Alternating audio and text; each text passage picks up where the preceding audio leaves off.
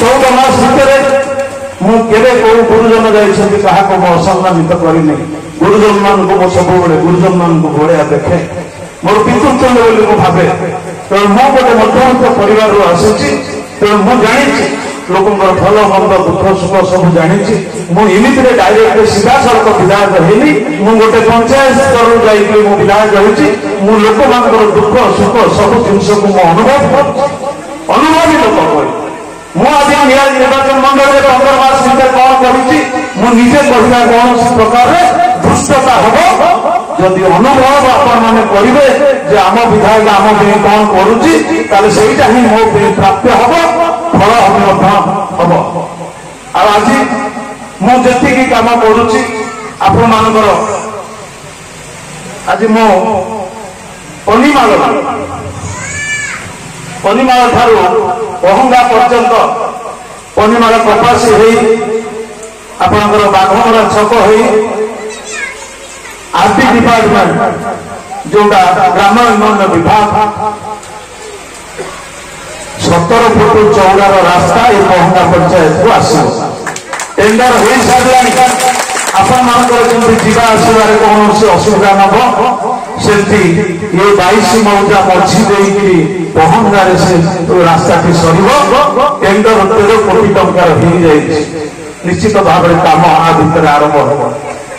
ମଠ ସାହି ଠାରୁ ତରଳପଡ଼ା ପୁର ଜୋନ ହୋଇ ପୁହୁଡ଼ି ଶିମଳୀପୁର ପର୍ଯ୍ୟନ୍ତ ମଧ୍ୟ ରାସ୍ତା ତିଆରି ହେବ।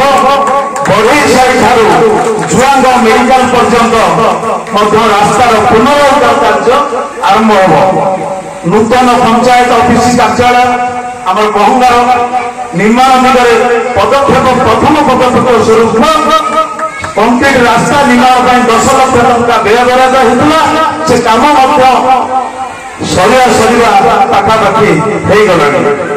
ପହଙ୍ଗାର ଯେଉଁ ପଞ୍ଚାୟତର ହାଟ ମୁଁ ମୋ ଛୋଟବେଳୁ ଦେଖିଛି, ଯେଉଁଭଳି ଅବସ୍ଥାରେ ଅଛି, ତାର ଉନ୍ନତିକରଣ ପାଇଁ 10 ଲକ୍ଷ ଟଙ୍କା ମଞ୍ଜୁର କରି ତା ପିଣ୍ଡି ମଧ୍ୟ ତିଆରି ହୋଇଛି। ଆଗକୁ ମଧ୍ୟ ପହଙ୍ଗା ପଞ୍ଚାୟତର ଏଇ ଯେଉଁ ହାଟଟିକୁ ଅଛି, ଗୋଟେ ସୁନ୍ଦର ହାଟ ଭାବରେ ତିଆରି କରାଯିବ। ମେଥିବୁଦା ସାହିର ରାସ୍ତାର ଉନ୍ନତିକରଣ ଦିଗରେ 5 ଲକ୍ଷ ଟଙ୍କା ଦିଆଯାଇଛି। ହାଇସ୍କୁଲ ଠାରୁ ଶ୍ମଶାନ ପର୍ଯ୍ୟନ୍ତ ରାସ୍ତା ନିର୍ମାଣ ମଧ୍ୟ କରାଯାଇଛି। ପହଙ୍ଗା ଉଚ୍ଚ ବିଦ୍ୟାଳୟକୁ ଆମର ଉଚ୍ଚ ବିଦ୍ୟାଳୟରୁ ଆମ 22 ମୌଜାରେ କଣ ନିଆଳି ପର୍ଯ୍ୟନ୍ତ ନାଁ ଅଛି।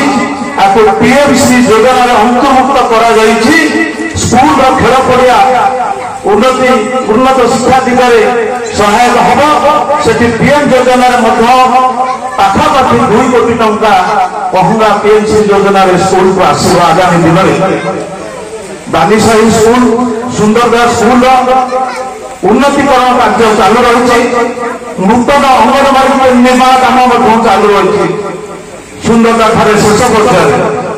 ତେଣୁ ଆପଣଙ୍କର ଯେଉଁ ଧର୍ମାନୁଷ୍ଠାନ, ଯାହାକି ଆମର ଆସ୍ଥା, ଆମର ବିଶ୍ୱାସ, ଯେଉଁ ଧର୍ମ ସକାଶେ ଆଜି ଆମେ ଏଠାରେ ବସିଛେ, ଆପଣଙ୍କୁ ମୁଁ ଆଜି ପ୍ରତିଶ୍ରୁତି ଦଉଛି, ପହଙ୍ଗା ପଞ୍ଚାୟତରେ ଯେତେ ଗୁଡ଼ିଏ ଜାଗାରେ ଯେଉଁ ଧର୍ମର ମନ୍ଦିର ହଉ କିମ୍ବା ପିଣ୍ଡି ହଉ, ଚୌତରା ହଉ କିମ୍ବା ଭାଗବତ ଟଙ୍ଗୀ ହଉ, ଯୋଉଠି ଯିଏ ଯାହା ଆପଣମାନେ ସମସ୍ତେ ଦଳମତ ନିର୍ବିଶେଷରେ ଯଦି ମତେ ପ୍ରସ୍ତାବ ଦେବେ, ଯୋଉଠି ବାକି ରହିଯାଉଛି ମୁଁ ସବୁ ଯାକକୁ ନିଶ୍ଚିତ ଭାବରେ ଉନ୍ନତିକରଣ କାମ କରିବି ମୋରି ସମୟ ଭିତରେ।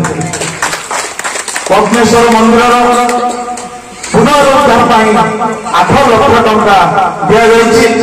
ଯାଦବ ଭାଇ ମାନଙ୍କ ପାଇଁ ଦୋଳ ଗୋବିନ୍ଦଙ୍କ ପାଇଁ 3,50,000 ଟଙ୍କା, ପତିତ ପାବନ ପାଇଁ 4 ଲକ୍ଷ ଟଙ୍କା, ମଙ୍ଗଳା ମନ୍ଦିର ପାଇଁ 3,50,000 ଟଙ୍କା, ବାଲୁଙ୍କେଶ୍ୱର ଦେଉଳି ମହାବୀର ମନ୍ଦିର, ବଢେଇ ସାହି କୁତାନଚଣ୍ଡୀ, ସୁନ୍ଦରଗା କୁତାନଚଣ୍ଡୀ, ବଡ଼ ମଠ ଏବଂ ଅନ୍ୟାନ୍ୟ ମନ୍ଦିରର ପୁନରୁଦ୍ଧାର ଦିଗରେ ପଦକ୍ଷେପ ନିଆଯାଇଛି। ଆଉ ମହାପ୍ରଭୁ ବାଲୁଙ୍କେଶ୍ୱରଙ୍କର ଉନ୍ନତିକରଣ ପାଇଁ ମନ୍ଦିରର ମୁଁ ମଧ୍ୟ ସରକାରଙ୍କୁ ପ୍ରସ୍ତାବ ଦେଇଛି। ସେ ପ୍ରସ୍ତାବଟା ଯଦି ହେଇଗଲା ତାହେଲେ ନିଶ୍ଚିତ ଭାବରେ ବାଲୁଙ୍କେଶ୍ୱର ମନ୍ଦିରର ଆପଣଙ୍କର ଯେଉଁ ଆଶା ରହିଛି ଉନ୍ନତିକରଣ କରାଯିବ। जदि भी सरकार पाखु से योजनार अंतर्भुक्त न हो आसी पाइला निश्चित भाव में मोर विधायक पांठू मुझे बालुकेश्वर मंदिर उन्नतीकरण निश्चित भाव शीघ्र ये वर्षा भर आरंभ हम बालीसाही पार्क 6 लाख टंका दि जाता काम बोधे संपूर्ण हो जाए बालीसाही भूलसाही 5,57,000 टंका बालीसाही स्कूल 3 लाख टंकार कार्यक्रम कर आपण मुझे कही रखा चाहूँ मोर चिंता पहंगा पंचायत रे कौन परिवार कौन लोकंर पाद माटी न बाजू से समस्त कार्य मु संपादन करी आ विशेष कर आज कहि मु सब नियाली निर्वाचन मंडल में गोटे नूतन परंपरा चेष्टा करुच्ची जमती कि मो निर्वाचन में जीतला परठू आज पर्यंत कौन प्रकार बड़धन गंडल ना कि गंडल हबार मो प्रश्रय दौनी सुजोग दौनी आम मैंने केमती शांति श्रृंखला भाईचारा रहा सी हूँ मोर प्रथम लक्ष्य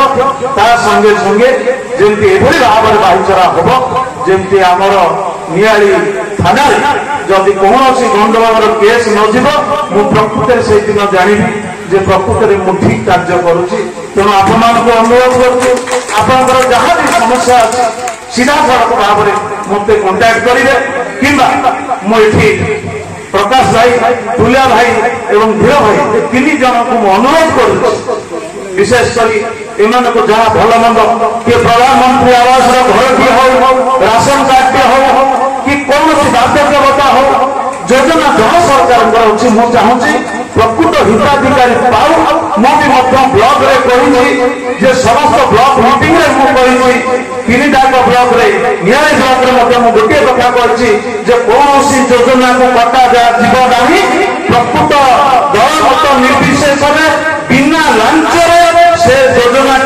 प्रकृत हिताधिकारी पाइब।